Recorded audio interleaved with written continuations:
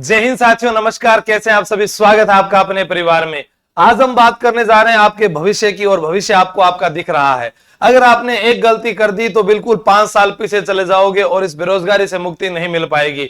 लेकिन आपके पास चांस है, आपको एक मौका मिला है, उसे आप पूरा कर सकते हैं। सर जरा धीरे धीरे बता दो ना, मेरी मम्मी भी सुन रही है। ठीक है, ओके ओके, तार मम्मी ने भी कह दीजिए, मार दो, बोल दीजिए पापा ने भी और मम्मी ने भी।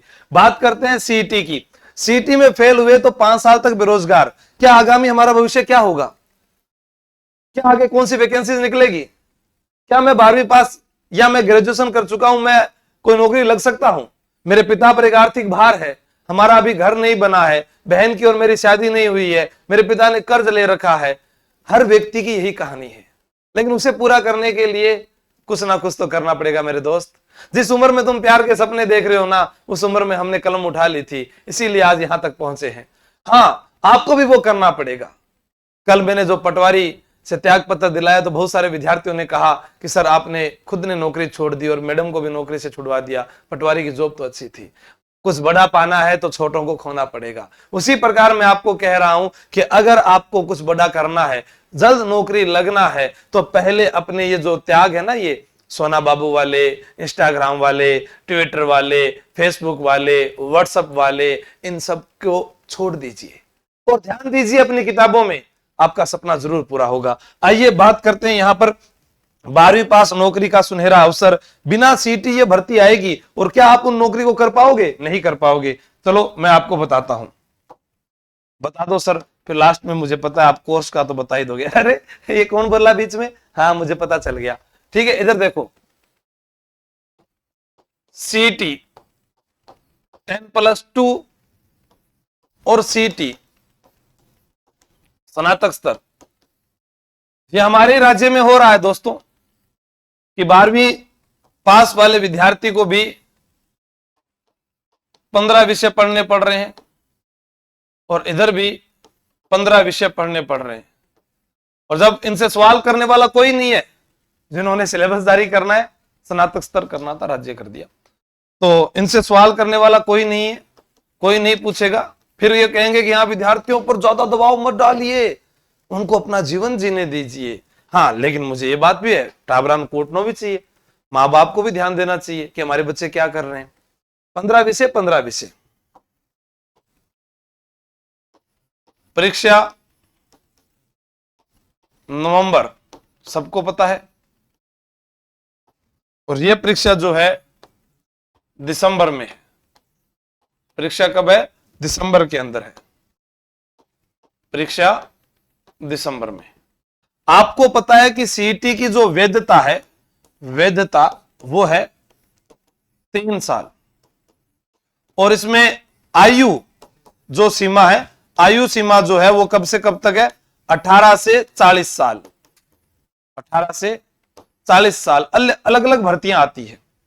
ठीक है, अब मेरा कहने का मतलब यह है कि 2026 में सीईटी का आयोजन होगा तो इसका वैधता 3 साल रहेगी। 3 साल यानी 27, 28 या 29 ये रहेगी। हाँ सर रहेगी।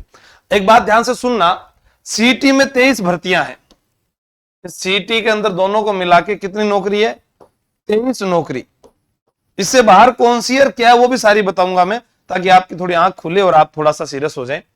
अगर वो 26 को इंक्लूड करते हैं तो 28 तक मान लो। बाकी देखो जब पेपर हो रहा है तो आगे वाले ही वो मानेंगे, क्योंकि ये वाले भी इतना टाइम लगा दिया तो लगाएंगे। अब नई सीईटी आएगी 2030 में, न्यू सीईटी, और सरकार बदलने के बाद क्या पता इसको समाप्त करे या ना करे या 5 साल कर दे, क्योंकि देखो बेरोजगारों के साथ तो यही होना है। ठीक है, अब उसके बाद 2030 में पेपर होगा तो वैकेंसी आपके पास आएगी 2031 में। ये पक्का आपको पता है। 2028 में चुनाव होने वाले हैं, नई सरकार का गठन होगा, नई सीटें में भर्तियां देगी 2031 में। अब मेरा कहने का मतलब है कि जो विद्यार्थी आज 2026 में 23 साल का है या 25 साल का है, अगर वो इस सीईटी में फेल हो गया तो इसमें वो 5 साल बेरोजगारी के जोड़ लेना, 30 साल के हो जाओगे। और इतना दबाव आ जाएगा कि न तो सो पाओगे, ना किसी को दर्द बता पाओगे, आंखों में दर्द लिए घूमोगे, और सिर्फ एक ही चीज आएगी कि आकाश में मर जाता तो ठीक रहता। क्योंकि आज भी बहुत सारे लड़के आते हैं जिन्होंने बड़े बड़े एग्जाम्स की तैयारी की, बड़े बड़े सपने देखे और 4th ग्रेड का पेपर पास नहीं हुआ तो उनके माँ बाप ने कहा बेटा 2-2 लाख रुपए फीस दी थी तुम्हारी। क्या इसलिए दी थी क्या एक पेपर तो पास करके कम से कम हमारा विश्वास तो जीतते? ये सीईटी की पात्रता परीक्षा तुमसे पास नहीं होती है तो फिर आप आगे क्या करोगे? तो उनको मेरा कहने का मतलब है कि आज से पढ़िए और सीईटी को लेकर मत पढ़िए।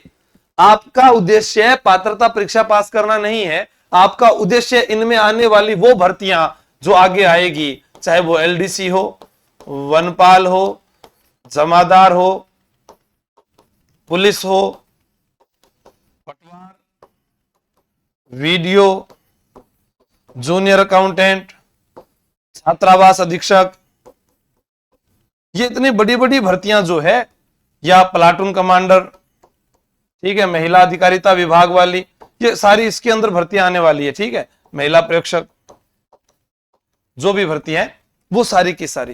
तो वो जो आपके सामने इतनी भर्तियां जो है, टोटल 23 नौकरी जो है, अब आप कहोगे कौन कौन सी है, तो पुराना सीईटी का नोटिफिकेशन उठाकर देख लिया करो, कुछ काम खुद भी कर लिया करो, सब काम इधर वीडियो के भरोसे मत रहो।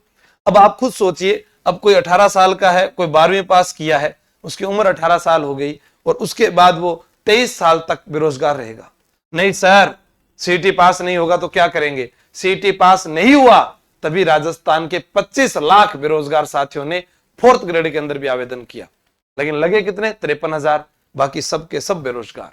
तो उनके लिए यही अवसर है, क्योंकि इसमें नेगेटिव मार्किंग उन्होंने गौर कर दी। ठीक है, और जब नेगेटिव मार्किंग कर दी तो आप ये मान लीजिए, नेगेटिव मार्किंग के बाद में आपके पास और भी समस्या बन गई कि यार पेपर कैसे पास होगा। अब दूसरी बात, 18 साल वाला 5 साल बाद में 23, 23 साल वाला 5 साल बाद में 28। ठीक है, ये फिक्स है कि आप इस प्रकार से आगे बढ़ते जाओगे। जो भी आपकी आज वर्तमान आयु है उसमें असफलता के आगे 5 साल जोड़ दीजिए, जो भी आपको लगे वो जोड़ सकते हो। अब क्या बिना सीईटी भर्ती, वो भी लिख देता हूं मैं। नहीं कहेंगे कि थंबनेल पर लिखा था सर बिना सीईटी भर्ती, लेकिन आपने हमें बताया नहीं। बिल्कुल नहीं बताया तो फिर बता रहा हूं, बिना सीईटी भर्ती में आपके पास में क्या आएगी? तो बिना सीईटी में सबसे बढ़िया पहली भर्ती आएगी सफाई कर्मचारी।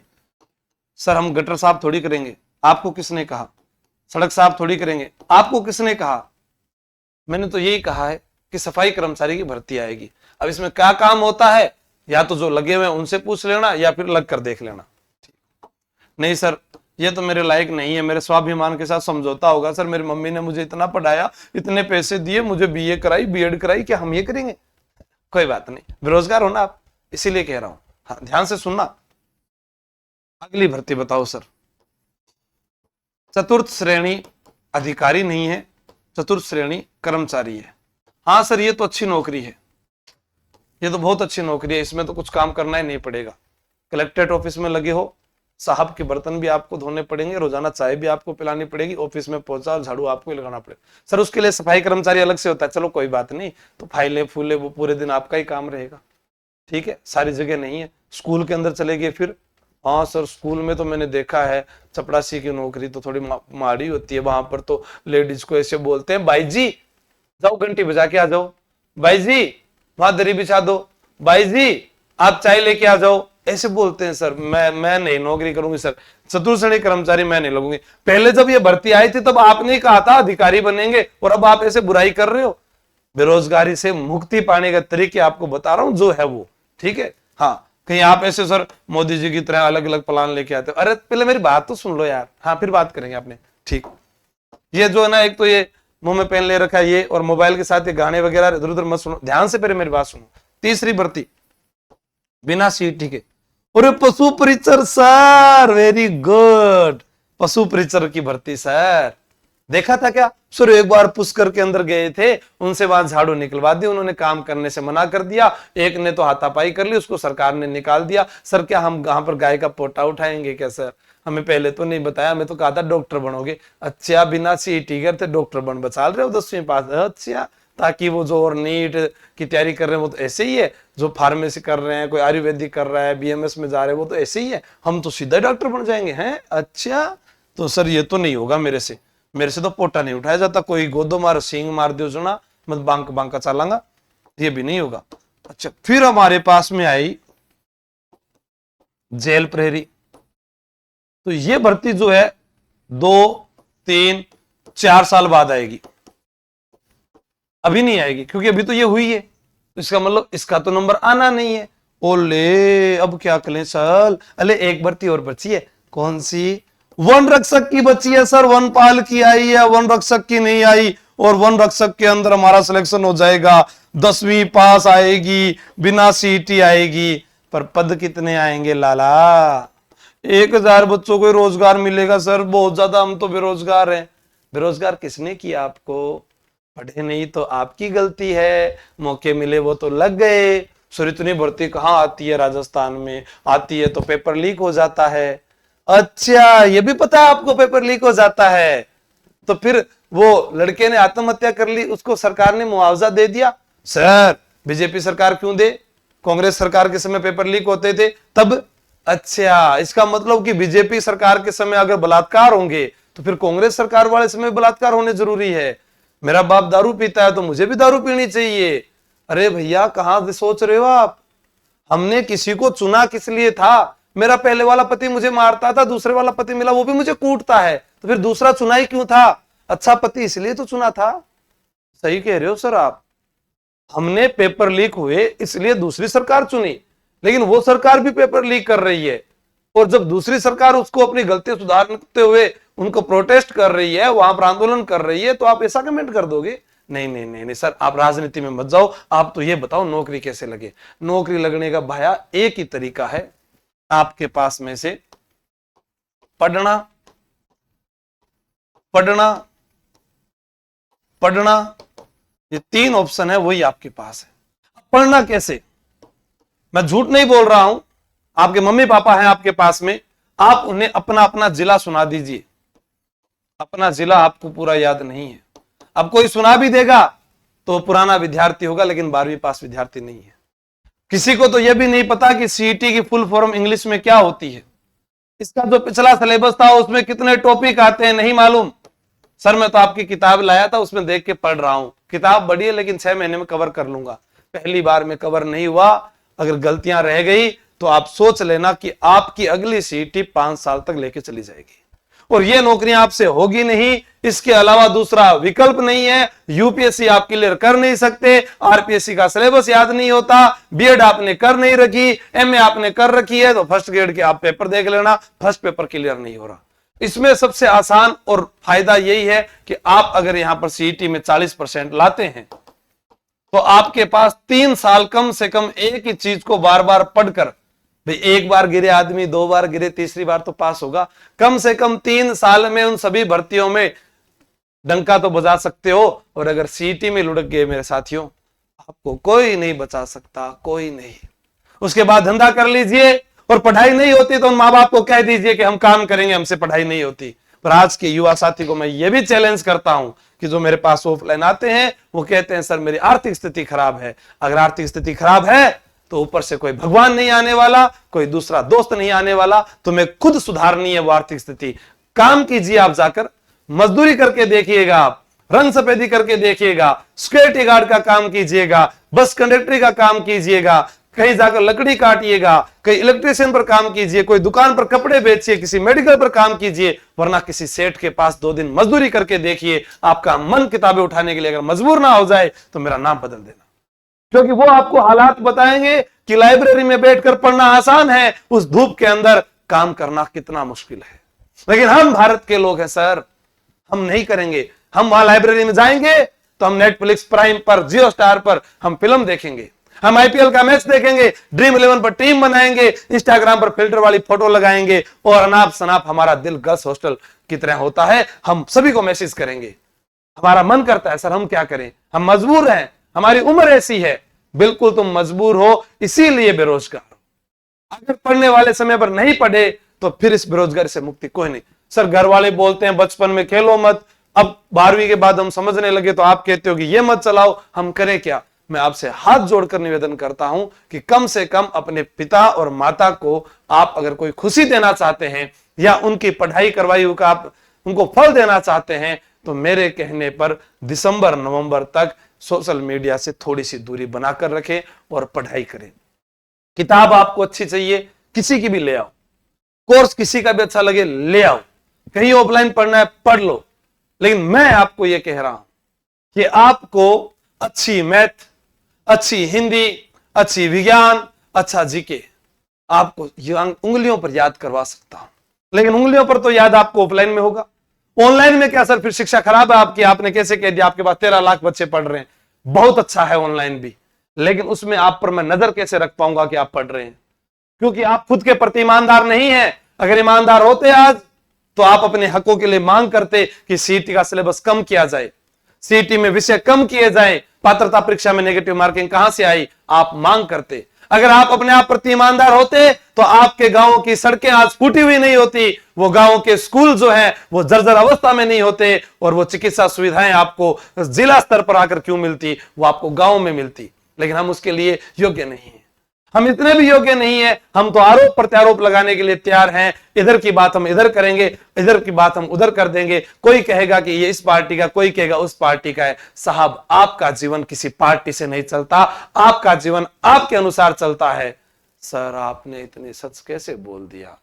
मेरे पापा को भी मैंने समझाया था, सर वो गरीब हैं फिर भी वो जाएंगे मंदिर में दान दक्षिणा करेंगे, उनके पास पैसे नहीं है फिर भी वहां चढ़ावा चढ़ाकर आएंगे, पर भगवान ने कभी नहीं कहा कि मेरे पास आकर आप पैसे देके जाइए। हम जिससे मांगने जाते हैं उसे देने की कहीं आवश्यकता नहीं है। जब आपके पास में इतना धन है क्या कि आप भगवान को जाकर दे सकते हो? कोई है इतना बड़ा इस देश में व्यक्ति?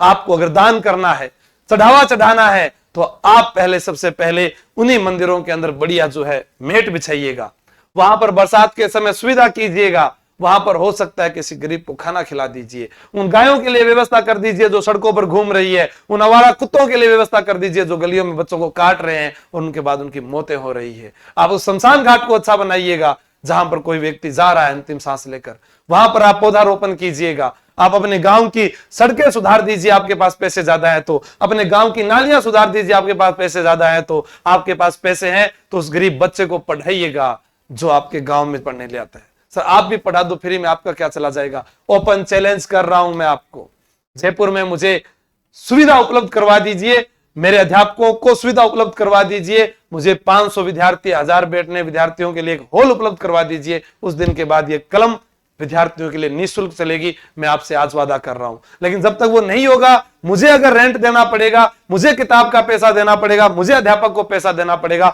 तो विद्यार्थी से पैसा लेना भी पड़ेगा। हर एक काम के दो पहलू होते हैं, वो पहलू आपको करने होंगे। मोटिवेट तो हो गए सर बहुत ज्यादा, अब बता दो ऑफलाइन कब आना है? तो सोमवार को सुबह 9 बजे वही दिव्य दृष्टि क्लास से रिद्धि सिद्धि चौराहा मंगल विहार। और ऑनलाइन के लिए फिर तैयारी कर लो, ऐप डाउनलोड कर लेना, तैयारी कर लो। ऐप पर कोर्स मिल रहे हैं ना, 3 जून से नए बैच स्टार्ट हो रहे हैं। ये हाँ, अच्छा काम है सर आपका। पहले बात बताते हो बेरोजगारी की, फिर मोटिवेशन देते हो और लास्ट में कोर्स का बता के चले जाते हो। तो भाई साहब, मेरे पास चीज ही ये है, क्या दूसरा काम है कोई? आपको कभी कहा कि हाँ हमारे प्रॉपर्टी में आप आइए, हमारा ये खेत है इसको खरीदिए, यहां पर आप खेत में काम कीजिए? कभी कहा आपको? मेरे पास कोई दारू के ठेके चलते हैं जो आपको कहूं कि आइए यहां से बोतल ले जाइए? जो काम है वही किया जाएगा, जिसका जो काम है। देश के प्रधानमंत्री भी वोट मांगने के लिए आ सकते हैं, वो भी आपको कुछ कह सकते हैं, विपक्ष भी आ सकता है तो मैं भी कह सकता हूं, लेकिन चीजों को समझिएगा। आज नीट में पेपर लीक हुआ, किसी गरीब का बच्चा मर गया, और वहां पर एक भी हमारे राजस्थान की पार्टी का सदस्य, बीजेपी पार्टी का सदस्य वहां नहीं जाता है। वो जाकर ये भी नहीं कहता है कि साहब आपके बेटे को तो हम वापस नहीं ला सकते, आपने जमीन बेचकर इस बच्चे को पढ़ाया, आपका कर्ज जो हो रखा है हम सहयोग कर सकते हैं क्या? किसी मंदिर का ट्रस्टी व्यक्ति भी वहां पर नहीं जाएगा और वो भी ये नहीं कहेगा कि हमारे मंदिर में करोड़ों रुपए आए हैं, इसका बच्चा हमसे चला गया या हम इसकी हेल्प कर दें। या आप तो यहां तक भी मांग नहीं कर सकते कि खाटू श्याम मंदिर के एक पुजारी ने ट्रस्ट की गाड़ी से 5 आदमियों को कुचल दिया, उनके घर पर हम मुआवजा नहीं दे पाए, वो कमेटी लेटर पैड पर यह भी जारी नहीं कर पाई कि हम उनको सहयोग करेंगे। उनके लिए भी आप लोगों को जो है आवाज उठानी पड़ेगी। बाकी आप देख लीजिएगा, मैं आपको पढ़ा सकता हूं, आप पढ़ लीजिए, तैयारी कर लो, ऐप है। वरना अगर सीटी पास नहीं हुई तो 5 साल बेरोजगारी से आपको कोई नहीं बचा पाएगा, चाहे आप किसी भी पार्टी से हो। आपको जिस पार्टी के नारे लगाने हो, जो करने हो कर लीजिएगा। आपको कोई बचा सकता है तो वो आपकी मेहनत है, आपके प्रति ईमानदारी है। किसी का कोई विषय कमजोर है, आइए मिलिए, मैं मिलता हूं प्रत्येक उस विद्यार्थी से जब समय मिलता है, क्लास में बात करता हूं आपके हित की, आप पढ़िएगा। और जो गलत होता है उसे फीस देने के बाद भी घर भगा देता हूं। पढ़ने वाले विद्यार्थी चाहिए, हमें नहीं चाहिए वो युवा साथी जो कहें कि हम तो फूल के फतेहपुर है, मेरे पिता के पास ये बिजनेस है, ये जमीन है। पिता कब चले जाएंगे, कब जिम्मेदारियां हम पर आ जाएगी, कब पता चलेगा, कब जमीन का बंटवारा हो जाएगा, धीरे धीरे वो कम हो जाएगी, कब पता चलेगा। इसलिए काबिल बनिए, स्किल्स सीखिए। जरूरी नहीं किताबें ही पढ़नी है, आप काम सीखिएगा, ऑनलाइन काम सीखिएगा। आज की दुनिया एआई हो चुकी है, उसमें काम सीखिए। अगर आपको अच्छा काम आता है तो आप किसी को भी रिप्लेस कर सकते हैं, वरना एक दिन दुनिया आपको रिप्लेस कर देगी और आप बैठे बैठे सर पर हाथ पकड़ कर कहेंगे कि हाँ, मेरे पास में काम करने का मौका था और मैंने वो गंवा दिया। ठीक है, थैंक यू, जय हिंद, जय भारत, बेस्ट ऑफ लक। सुबह आपको पहुंचना है सोमवार 9 बजे जयपुर।